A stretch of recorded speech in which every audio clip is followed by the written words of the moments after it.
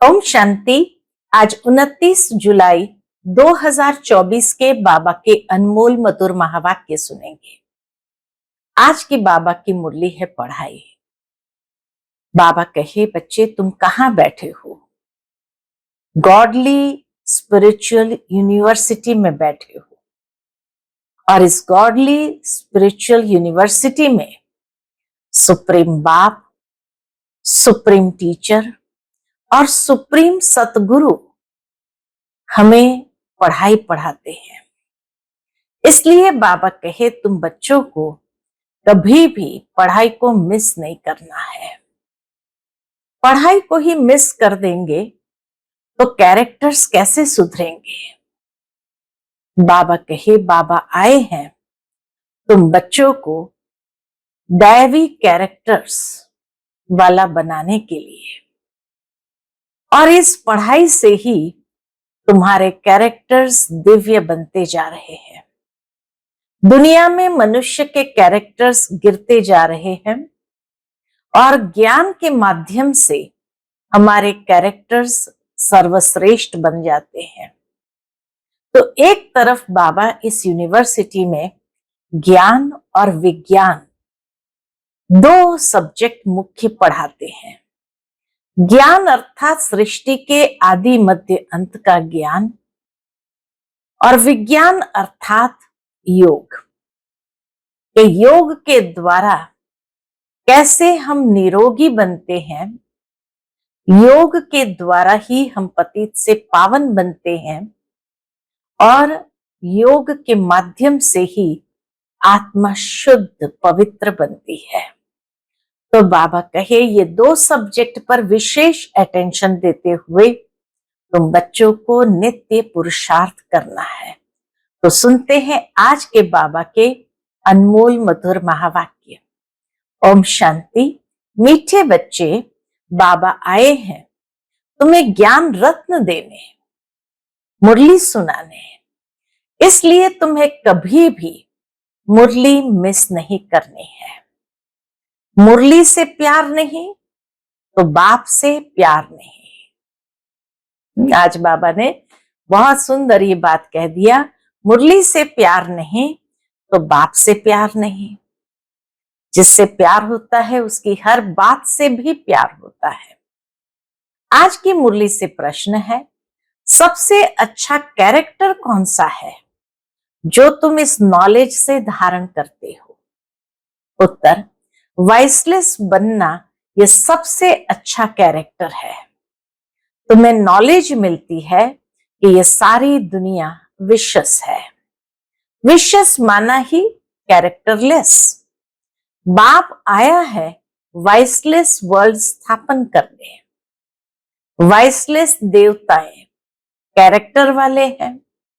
Character सुधरते हैं बाप की याद से। ओम शांति। बच्चे, तुम्हें पढ़ाई कभी मिस नहीं करना है। बाबा की मुरली आरंभ ही हो रही है कि पढ़ाई कभी मिस नहीं करना है। अगर पढ़ाई मिस की तो पद से भी मिस हो जाएंगे। मीठे मीठे रूहानी बच्चे कहाँ बैठे हैं? बाबा पूछते, कहाँ बैठे हैं? गॉडली स्पिरिचुअल यूनिवर्सिटी में।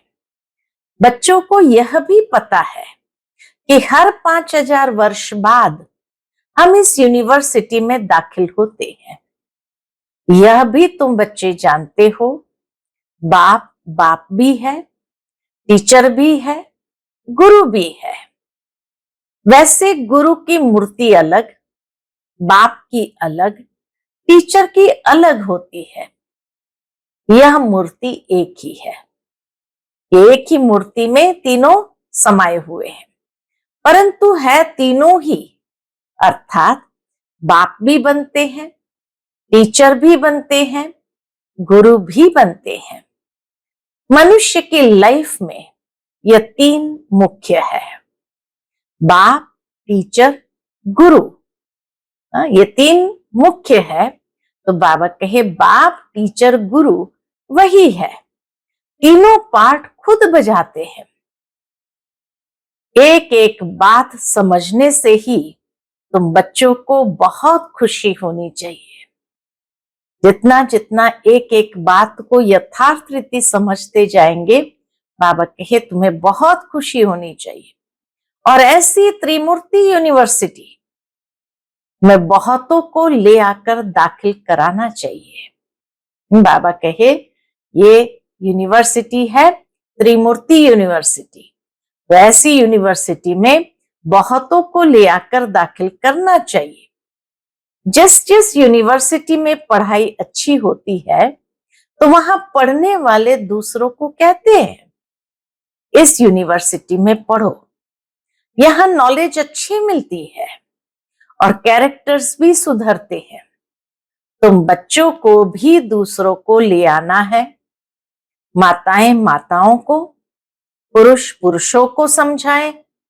देखो ये बाप भी है, टीचर भी है, गुरु भी है, ऐसे समझाते हैं व नहीं, वह तो हर एक अपने दिल से पूछे। हाँ, बाबा जैसे बच्चों को समझाते हैं, बाबा कहे ऐसे समझाते हैं व नहीं, वह तो हर एक अपने दिल से पूछे।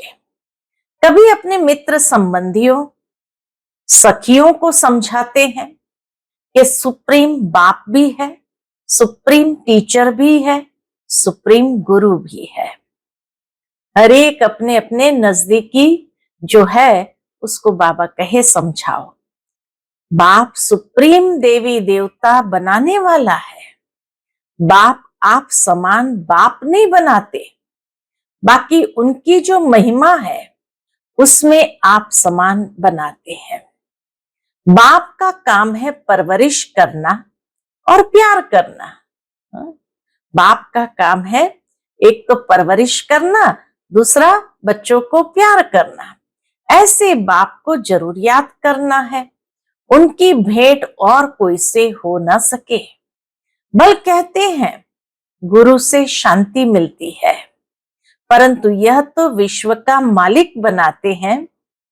ऐसे भी कोई नहीं कहेंगे कि हम सब आत्माओं का बाप हो।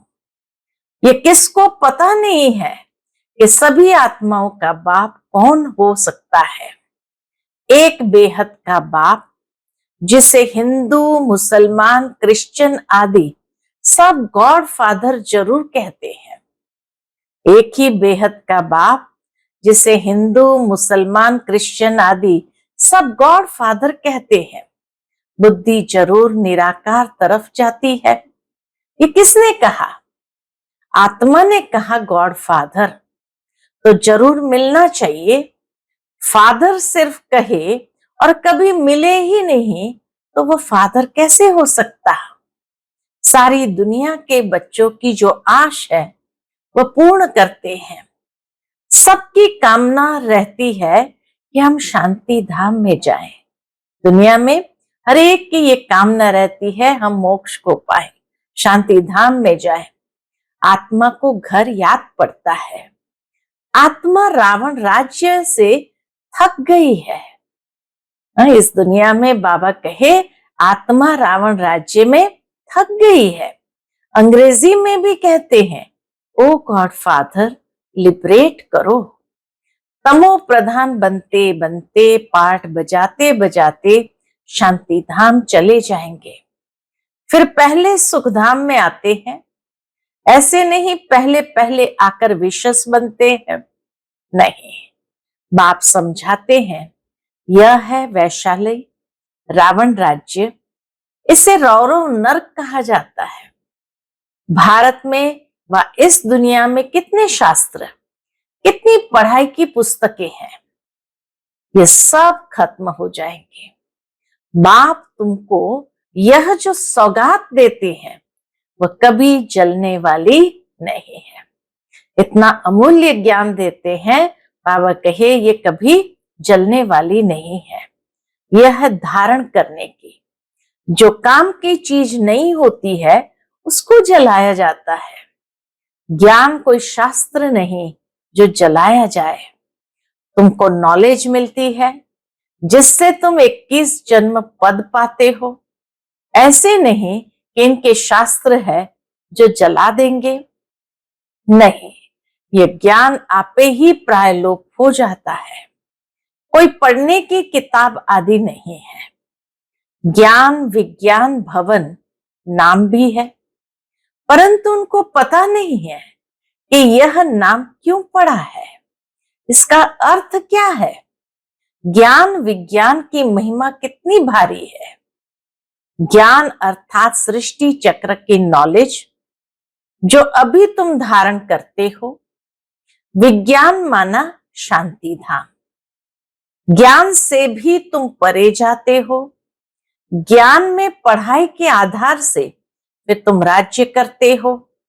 तुम समझते हो हम आत्माओं को बाप आकर पढ़ाते हैं, नहीं तो भगवान वाच गुम हो जाए। भगवान कोई शास्त्र थोड़ी पढ़कर आते हैं। भगवान में तो ज्ञान विज्ञान दोनों है। जो जैसा होता है वैसा बनाते हैं। यह है बहुत सूक्ष्म बातें। ज्ञान से विज्ञान बहुत सूक्ष्म है। ज्ञान से भी परे जाना है। ज्ञान स्थूल है, हम पढ़ाते हैं, आवाज होता है ना। विज्ञान सूक्ष्म है, इसमें आवाज से परे शांति में जाना होता है। जिस शांति के लिए ही भटकते हैं, सन्यासियों के पास जाते हैं, परंतु जो चीज बाप के पास है वह दूसरा कोई से मिल नहीं सकती। बाबा के शांति सिर्फ बाप के पास है तो दूसरा कोई से भी मिल नहीं सकती। हठयोग करते, खड्डे में बैठ जाते, परंतु इससे कोई शांति मिल ना सके। यहां तो तकलीफ की कोई बात नहीं। पढ़ाई भी बहुत सहज है। 7 रोज का कोर्स उठाया जाता है। 7 रोज का कोर्स करके फिर भल कहां भी बाहर चला जाए, ऐसे और कोई जिस्मानी कॉलेज में कर न सके। तुम्हारे लिए कोर्स ही यह 7 रोज का है।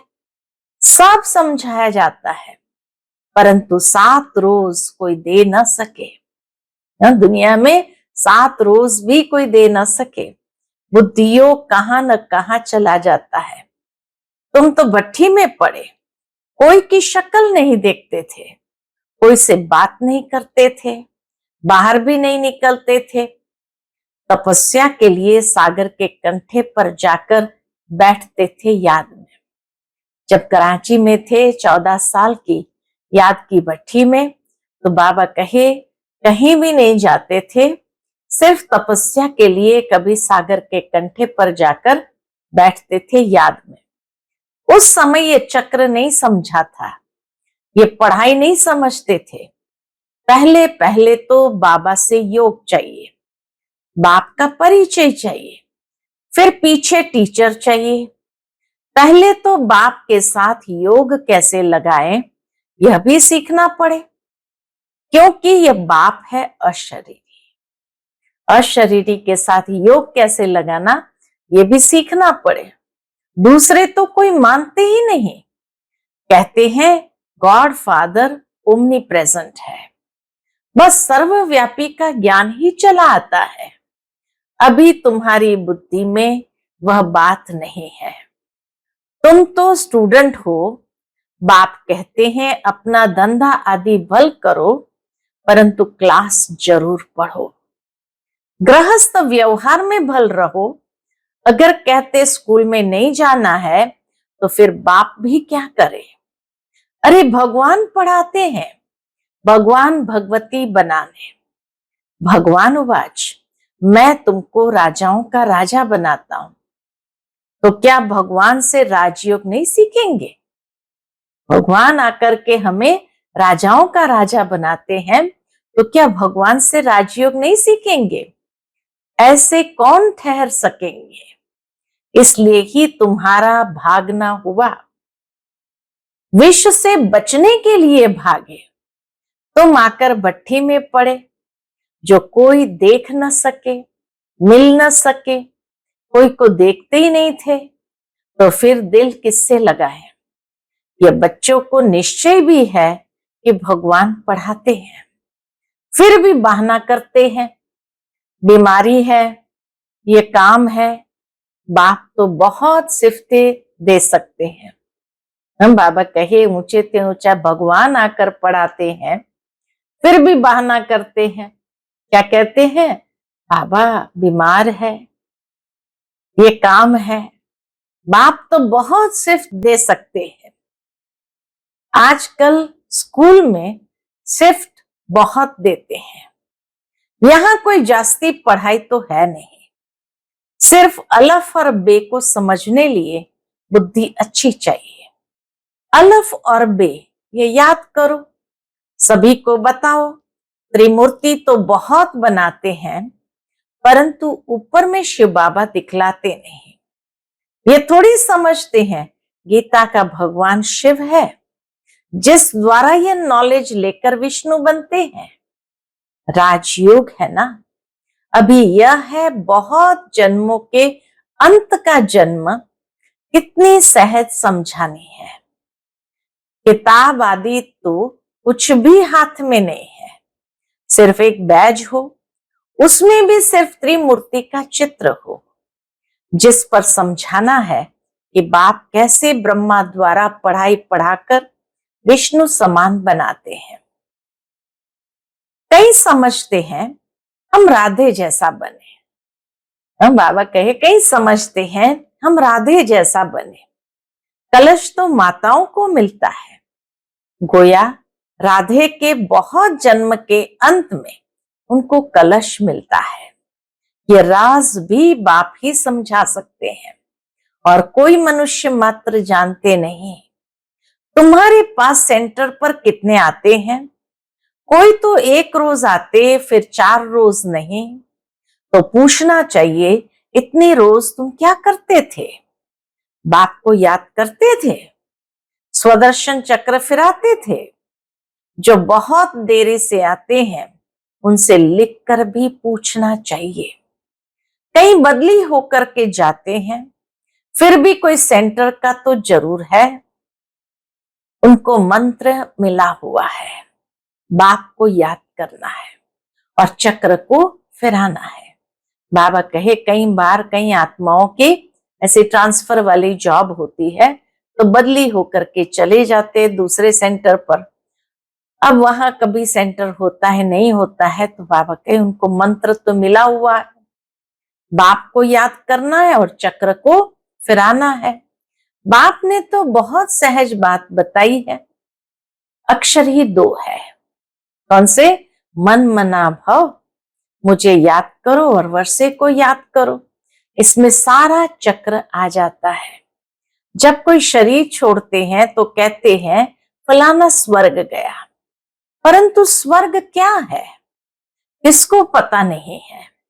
तुम अभी समझते हो वहां तो राजाई है, स्वर्ग में तो राजाई है। ऊंच से लेकर नीच तक, शाहूकार से लेकर गरीब तक सब सुखी होते हैं। भले वहां अंतर जरूर है, शाहूकार भी है गरीब भी है, परंतु सब सुखी होते हैं। यहाँ है दुखी दुनिया, वह है सुखी दुनिया। बाप समझाते तो बहुत अच्छा है। भल कोई दुकानदार हो, वह क्या भी हो, पढ़ाई के लिए बहाना देना अच्छा नहीं लगता है। नहीं आते हैं तो उनसे पूछना है तुम कितना बाप को याद करते हो, स्वदर्शन चक्र फिराते हो। खाओ पियो घूमो फिरो, उसकी कोई मनाही नहीं है। इसके लिए भी टाइम निकालो, पढ़ाई के लिए भी, याद के लिए भी टाइम निकालो। औरों का भी कल्याण करना है। समझो कोई का कपड़े साफ करने का काम है, बहुत लोग आते हैं, बल मुसलमान है व पारसी है, हिंदू है। बोलो तुम स्थूल कपड़े धुलाई करते हो, परंतु यह जो तुम्हारा शरीर है यह तो पुराना मैला वस्त्र है। आत्मा भी तमो प्रधान है, उनको सतो प्रधान स्वच्छ बनाना है। ये सारी दुनिया तमो प्रधान पतित कलयुगी पुरानी है। तमो प्रधान से सतो प्रधान बनने के लिए लक्ष्य है ना। अब करो ना करो, समझो ना समझो, तुम्हारी मर्जी। तुम आत्मा हो ना, आत्मा जरूर पवित्र होनी चाहिए। अभी तो तुम्हारी आत्मा इम्प्योर हो गई है। आत्मा और शरीर दोनों मैले हैं। उनको साफ करने के लिए तुम बाप को याद करो तो गारंटी है। बाबा कहे आत्मा और शरीर दोनों मैले हैं, उनको साफ करने के लिए तुम बाप को याद करो तो गारंटी है तुम्हारी सोल एकदम 100% पवित्र सोना बन जाएगी। ये बाबा की गारंटी है। फिर जेवर भी अच्छा बनेगा। मानो न मानो तुम्हारी मर्जी। यह भी कितनी सर्विस हुई। डॉक्टर्स पास जाओ, कॉलेजों में जाओ, बड़ों बड़ों को जाकर समझाओ कि कैरेक्टर बहुत अच्छा होना चाहिए। यहाँ तो सब है कैरेक्टरलेस। बाप कहते हैं वाइसलेस बनना है। वाइसलेस दुनिया थी ना, अभी विशस है। अर्थात विशस दुनिया है माना कैरेक्टरलेस है। कैरेक्टर बहुत खराब हो गए हैं। बाबा कहे दुनिया में मनुष्य के कैरेक्टर बहुत खराब हो गए हैं। वाइसलेस बनने के बिना सुधरेंगे नहीं। यह मनुष्य है ही कामी। अभी विशेष दुनिया से वाइसलेस वर्ल्ड एक बाप ही स्थापन करते हैं। बाकी पुरानी दुनिया विनाश हो जाएगी। ये चक्र है ना, इस गोले में समझानी बहुत अच्छी है। यह वाइसलेस वर्ल्ड थी जहां देवी देवता राज्य करते थे। अभी वो कहां गए। आत्मा तो विनाश होती नहीं, एक शरीर छोड़ दूसरा लेती है। देवी देवताओं ने भी 84 जन्म लिए हैं। अभी तुम सयाने बने हो, आगे तुमको कुछ भी पता नहीं था। अभी ये पुरानी दुनिया कितनी गंदी है। तुम फील करते हो। क्या फील करते हो? बाबा जो कहते हैं वह तो बरोबर ठीक है। वहां तो है ही पवित्र दुनिया। यह पवित्र दुनिया न होने कारण अपने पर देवता के बदले हिंदू नाम रख दिया है। हिंदुस्तान में रहने वाले हिंदू कह देते हैं देवताएं हैं स्वर्ग में। अभी तुम इस चक्र को समझ गए हो। जो जो सेंसिबल है वह अच्छी रीति समझते हैं। तो जैसे बाप समझाते हैं ऐसे फिर बैठ रिपीट करना चाहिए। मुख्य मुख्य अक्षर नोट करते जाओ, फिर सुनाओ। बाप ने यह पॉइंट सुनाई है। बोलो मैं तो गीता का ज्ञान सुनाता हूं। बाबा कहे बोलो मैं तो गीता का ज्ञान सुनाता हूं। यह गीता का ही युग है। 4 युग है, यह तो सब जानते हैं। यह है लीप युग, छोटा सा। इस संगम युग का किसको भी पता नहीं है। तुम जानते हो यह पुरुषोत्तम संगम युग है। मनुष्य शिव जयंती भी मनाते हैं, परंतु वह कब आए, क्या किया, ये जानते नहीं। शिव जयंती के बाद है कृष्ण जयंती, फिर राम जयंती। जगत अम्बा जगत पिता की जयंती तो कोई मनाते नहीं। जगत पिता जगत अम्बा की जयंती तो कोई मनाते नहीं। सब नंबरवार आते हैं ना। अभी तुमको ये सारी नॉलेज मिलती है। अच्छा, मीठे मीठे सिकिलते बच्चों प्रति माता पिता बाप दादा का याद प्यार और गुड मॉर्निंग। रूहानी बाप की रूहानी बच्चों को नमस्ते। हम सब रूहानी बच्चों की रूहानी माता पिता बाप दादा को याद प्यार, गुड मॉर्निंग और नमस्ते नमस्ते। शुक्रिया बाबा, शुक्रिया। आज की मुरली से धारणा के लिए मुख्य सार है।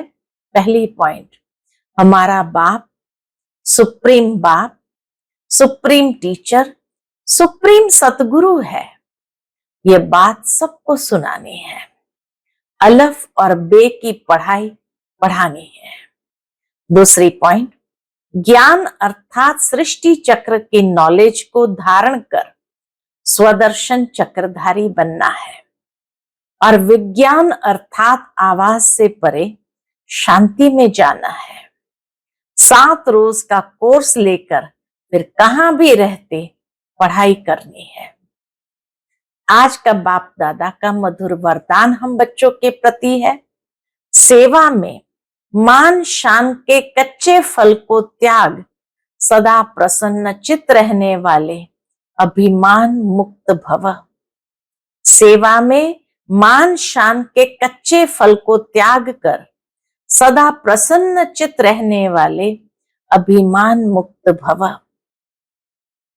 रॉयल रूप की इच्छा का स्वरूप, रॉयल रूप की इच्छा का स्वरूप नाम मान और शान है।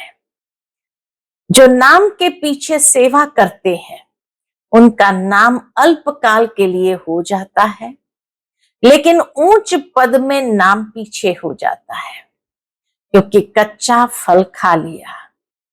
कई बच्चे सोचते हैं कि सेवा की रिजल्ट में मेरे को मान मिलना चाहिए, लेकिन यह मान नहीं, अभिमान है। और जहां अभिमान है वहां प्रसन्नता नहीं रह सकती। इसलिए अभिमान मुक्त बन सदा प्रसन्नता का अनुभव करो। आज का स्लोगन है, परमात्मा प्यार के सुखदाई झूले में झूलो तो दुख की लहर आ नहीं सकती। परमात्मा प्यार के सुखदाई झूले में झूलो तो दुख की लहर आ नहीं सकती है। परमात्मा की याद ही वो आत्मा को आंतरिक सुख देता है, और जैसे सुख के झूले में झूलते हैं तो वहां पर जो सुख में है तो वहां दुख साथ में कैसे आ सकता है? या तो सुख या तो दुख, तो दोनों साथ कैसे हो सकता है? अच्छा, ओम शांति।